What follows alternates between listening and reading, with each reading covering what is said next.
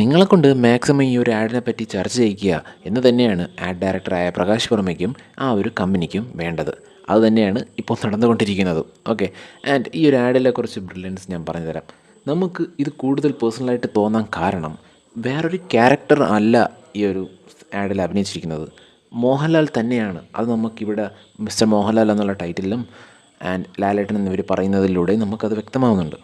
ഇത് ഞാൻ പറയാൻ കാരണം ഫഫയും ഇതേപോലെ ഒരു ആഡിൽ അഭിനയിച്ചിട്ടുണ്ട്, ഒരു മൂക്കുത്തിയൊക്കെ വെച്ചിട്ടുള്ള. ഓക്കെ, ആൻഡ് ഡെഫിനറ്റ്ലി ലാലേട്ടൻ്റെ ആക്ടിങ് അത് ഗോൾഡ് കണ്ട്, അതായത് ആ ഒരു ആഭരണം കണ്ടിട്ട് അതിശയിച്ച് നിൽക്കുന്നതാണോ അതോ ആ ഒരു ഉള്ളിലെ ഫെമിനിൻ ക്യാരക്ടർ വെളിയിൽ വന്നതാണോ എന്ന് മനസ്സിലാവാത്ത രീതിയിൽ വളരെ ബ്യൂട്ടിഫുള്ളായിട്ടാണ് ലാലേട്ടൻ അഭിനയിച്ചിരിക്കുന്നത്. ലാലേട്ടൻ്റെ അവിടെ എന്തും പോകും നമുക്കറിയാം.